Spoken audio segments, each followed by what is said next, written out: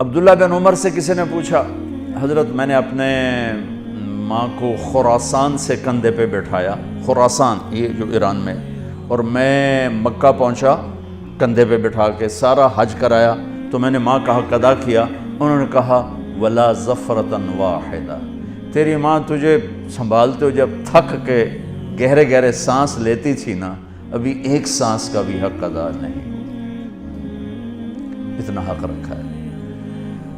میں قربان جاؤں اپنے نبی کی سیرت پر، آپ نے فرمایا اکرموا اولادکم، اپنی اولاد کو بھی عزت دو، اپنی اولاد کو بھی عزت دو۔ ماتحت کو عزت دینا یا چھوٹوں کو عزت دینا تو اس سے بھی بڑی بات بن جاتی، جو تمہاری جن کو قتل بھی کر دو تو تمہارے اوپر کوئی مقدمہ نہیں بن سکتا ہے۔ آپ نے کہا اپنی اولاد کو عزت دو، کہ ان کے اندر عزت بھرو گے تو وہ واپس آئے گی۔ جب ہر وقت ڈنڈا چڑھا ہوا ہے، کتنا پڑھ لیا، کتنے اے آ گئے، کتنے بی آ گئے، کتنے سی آ گئے، جب ہر وقت ان کے سروں پہ یہ تلوار، 3 سال کے بچوں کو اسکول یہ مائیں ڈال دیتی ہیں، ان سے بڑا ظالم کون ہوگا؟ 3 سال کا بچہ بھی اسکول جانے کے قابل ہوتا ہے، وہ تو ماں کی گود کے لیے ہوتا ہے۔ 7 سال تک میرا نبی کہتا ہے نماز پڑھنے کا نہ کہو، نماز جیسے فریضے کو جو سب سے زیادہ شریعت میں ہائی لائٹ ہوا ہے، 7 سال تک وہاں نماز بھی نہ، تو کیا کرو؟ پیار دو، چھاؤں دو، جھولی دو، گود دو۔ جو ماں 2 بچوں کو تنگ ہو کے اور جا کے اسکول پھینک آتی ہے کہ میری جان بخشی جائے، 30 بچوں کو ایک ٹیچر کیسے سنبھالے گا یا سنبھالے گی؟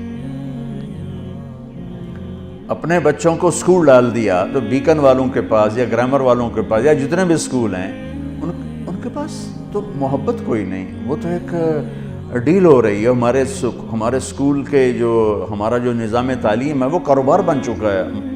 معذرت سے ساتھ ہاتھ جوڑ کے کہتا ہوں، ہمارا نظام تعلیم نہیں ہے، ہمارے تعلیمی ادارے تو کاروبار بن چکے ہیں، ہمارے ڈاکٹر تاجر بن چکے ہیں۔ جب قوموں پہ زوال آتا ہے تو یہ چیزیں ظاہر ہوتی ہیں۔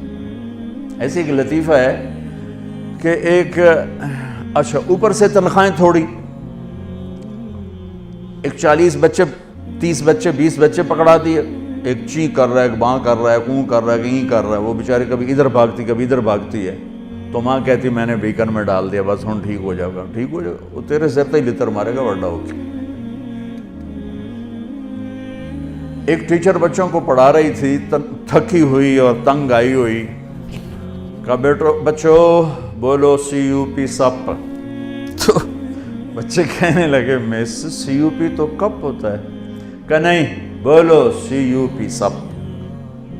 تو انہوں نے بچوں نے پھر کہا مس CUP کپ ہوتا ہے، انہوں نے کہا اتنی تھوڑی تنخواہ میں CUP سپ ہی رہے گا، کپ نہیں ہو سکتا۔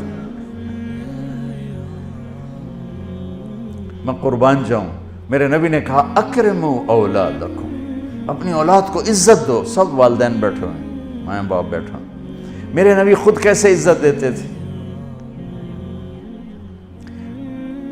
یہ میرے نبی کا گھر ہے، یہ آپ کی بیٹی فاطمہ کا گھر ہے، بیچ میں 2 گھر ہیں، تیسرا کا چوتھا گھر حضرت فاطمہ کا، اور آنا جانا کبھی کبھی نہیں ہے، ہر دوسرے تیسرے دن آنا ہے، روز بھی آنا ہے، چونکہ 7 تو گھر ہیں۔ اور آپ کو اپنی اولاد میں سب سے زیادہ پیار حضرت فاطمہ، میرے جگر کا ٹکڑا ہے، جس نے اسے سکھ دیا اس نے مجھے سکھ دیا، جس نے اسے تکلیف دی اس نے مجھے تکلیف دی۔ فاطمہ میری بیٹی جنت کی عورتوں کی سردار ہے، ایسے خوبصورت فضائل تو کسی کو نہیں ملے۔ میرے بیٹے حسن حسین جنت کے نوجوانوں کے سردار ہیں۔ فاطمہ تو، میں، یہ دونوں، یہ علی، ہم 5 قیامت میں اکٹھے ہوں گے۔ میرے نبی چیئر پر بیٹھے ہوئے ہیں، زمین پر بیٹھے ہوئے ہیں، چارپائی پہ لیٹے ہوئے ہیں، اور حضرت فاطمہ انٹر ہوتی ہیں، ہم سب والدین بیٹھے ہوئے ہیں۔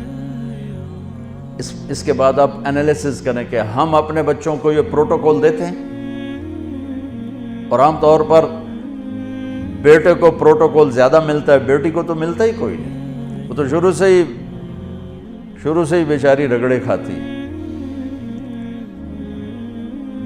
حضرت فاطمہ انٹر ہوئیں، آپ کی نظر پڑی، آپ کھڑے ہو جاتے۔ تعظیم میں کھڑے ہو جاتے تھے. ہم بڑوں کے لیے کھڑے ہوتے ہیں نا, ہونا بھی چاہیے, کوئی ادب ہے, احترام ہے, یہ ہمارا ایک کلچر ہے, بہت اچھا ہے. لیکن میرے نبی کیا کر رہے ہیں؟ بیٹی کے لیے کھڑے ہو رہے ہیں. اور کھڑے نہیں رہتے تھے, تیزی سے آگے بڑھتے تھے. تو اب میں نے لگام لگی, میں اگر جا نہیں سکتا. تو وہ تیزی سے آگے بڑھتے تھے اور جا کر حضرت فاطمہ کا ہاتھ پکڑ لیتے تھے, اور ہاتھ پکڑ کے بوسہ لیتے تھے. پھر ہاتھ چھوڑتے نہیں تھے, ہاتھ پکڑے پکڑے یوں تشریف لاتے, اور پہلے کہتے بیٹھو یہاں. پہلے حضرت فاطمہ کو بٹھاتے, اس کے بعد خود بیٹھتے تھے. یہ میرے نبی کی سیرت کے وہ پہلو ہیں